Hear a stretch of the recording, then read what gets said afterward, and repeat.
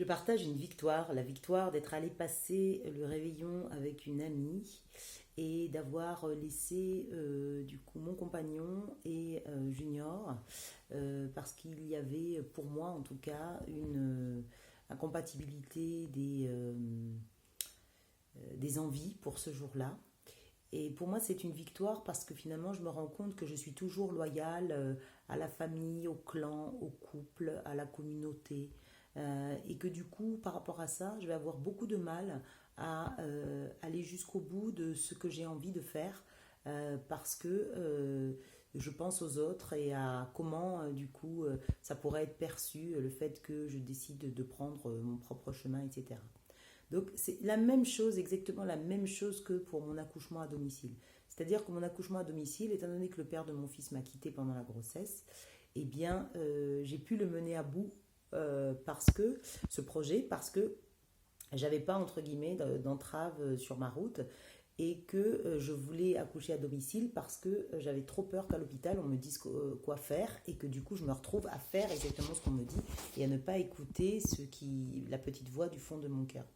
Donc là, en fait, pour moi, c'est une victoire, et d'autant plus une victoire que je commence l'année 2022 avec cette chose-là, c'est-à-dire je me suis choisie. Euh, j'ai, j'ai décidé même carrément de, de faire avec les réactions de Junior et de mon compagnon, c'est-à-dire que s'ils avaient été mécontents, et ben, d'accepter ça et de ne pas mais que ça ne me gâche pas la soirée non plus.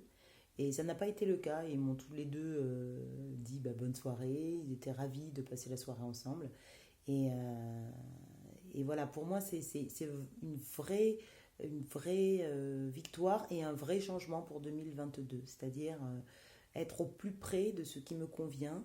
Et malgré tout le travail que je fais sur l'émancipation, la liberté, les droits des femmes, etc., je suis prise par des enjeux comme ça, hein, qui sont des enjeux bien ancrés en nous, sur ce qu'il convient de faire, et puis toujours avec cette idée d'être responsable en fait de ce que ça cause aux autres si tu choisis ce qui est important pour toi, voire des jugements comme l'égoïsme, etc., etc. Donc, grosse victoire. Je vous souhaite aussi plein de victoires comme celle-là, vraiment d'oser faire ce qui vous convient, bien sûr sans écraser les autres, attention, et, euh, et en toute tranquillité surtout, en toute sérénité, pas pour la provoque, pas pour emmerder l'autre, mais vraiment pour soi, pour prendre soin de soi, de son besoin.